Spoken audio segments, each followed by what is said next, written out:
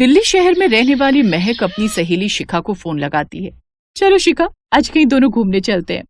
अरे नहीं नहीं महक, समझा करो, आज नहीं, फिर कभी चलते हैं। चलो ना शिखा, तुम हर बार ऐसे ही बोलकर मना कर देती हो। महक और शिखा दोनों कॉलेज समय की दोस्त थी। शिखा सीधे स्वभाव की लड़की होने के साथ दिखने में भी सुंदर थी, लेकिन शिखा एक गरीब परिवार से थी।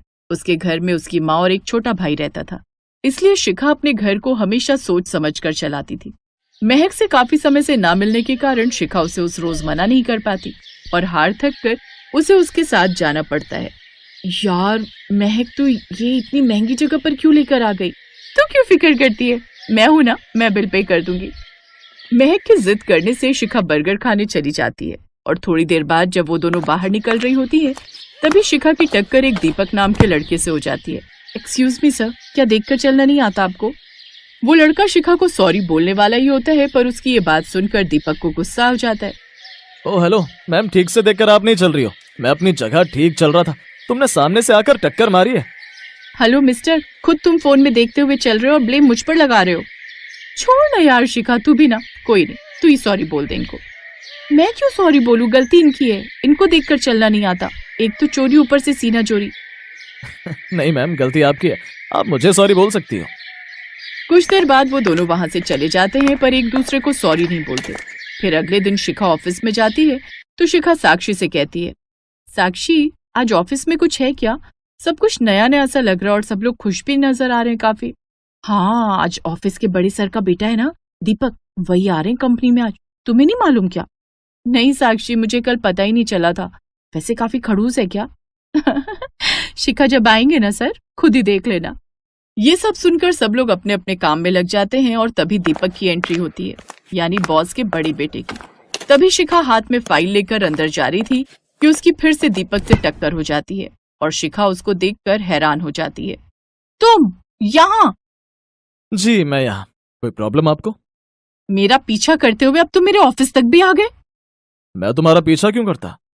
अच्छा, फिर आप यहाँ मेरे ऑफिस में क्या करने आए हैं? तभी अंदर से मैनेजर आता है। गुड मॉर्निंग सर, आप कब आए? हम सब आपका इंतजार कर रहे थे।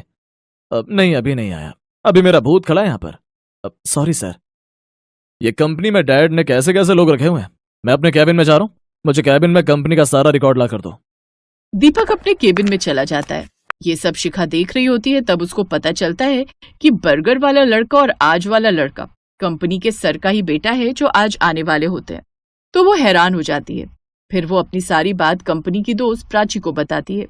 तभी प्राची बोलती है, यार तुम खुद जाकर दीपक सर को सॉरी बोल दो, इससे पहले कि वो तुमको कंपनी से निकाले। यार मेरी तो हिम्मत ही नहीं हो रही है उनका सामना करने की। शिखा अपनी दोस्त के बोलने पर दीपक के केबिन में सॉरी बोलने चली जाती है। आइए आइए शिखा, मैं आपका रिकॉर्ड देख रहा था। काफी टाइम से जॉब कर रही हो तुम इस कंपनी में। शिखा उसके सामने खड़ी थी, नजरें झुकाकर, आंखों में मोटे मोटे आंसू लेकर। सॉरी सर, मुझे माफ कर दीजिए, मुझे आपसे इस तरह से बात नहीं करनी चाहिए थी। मुझे नहीं पता था कि आप इतनी बड़ी कंपनी के मालिक के बेटे हैं।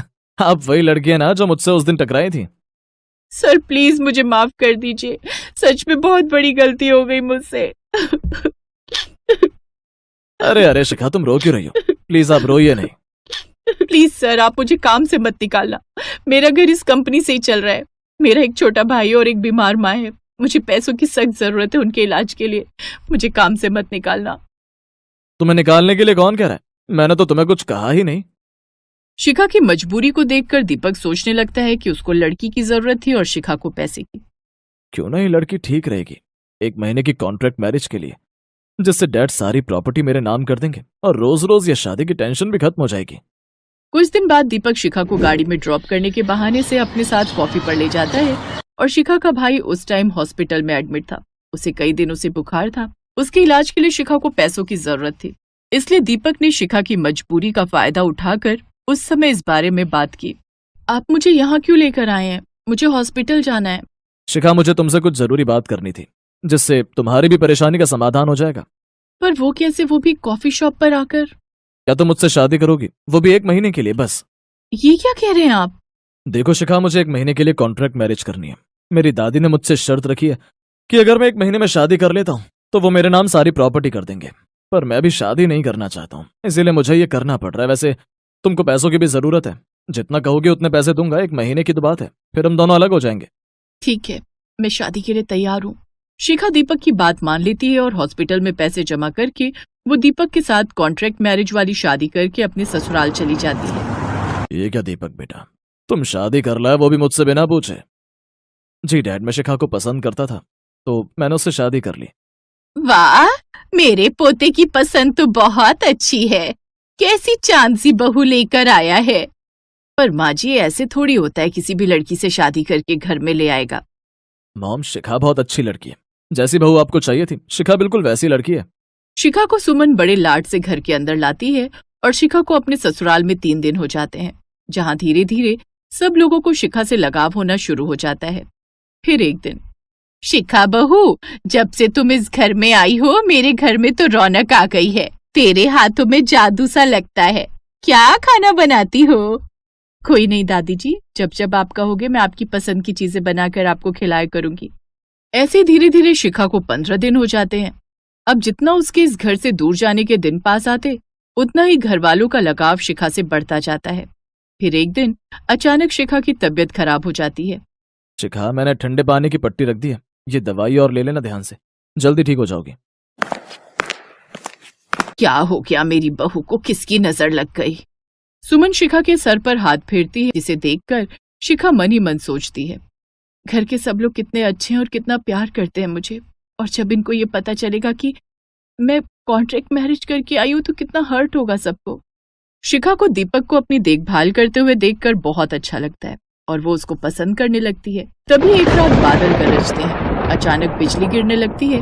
तभी शिखा दीपक के सीने से आकर चिपक जाती है। मुझे बहुत डर लग रहा है, प्लीज दीपक जी मुझे छोड़कर कहीं मत जाइए। मैं कहीं नहीं जा रहा शिखा, तुम्हें छोड़कर, डरो मत। ऐसे ही धीरे धीरे दिन गुजरते गए और अब दीपक भी शिखा को पसंद करने लगा। एक दिन सुमन यानी दादी सास की तबीयत अचानक खराब हो जाती है।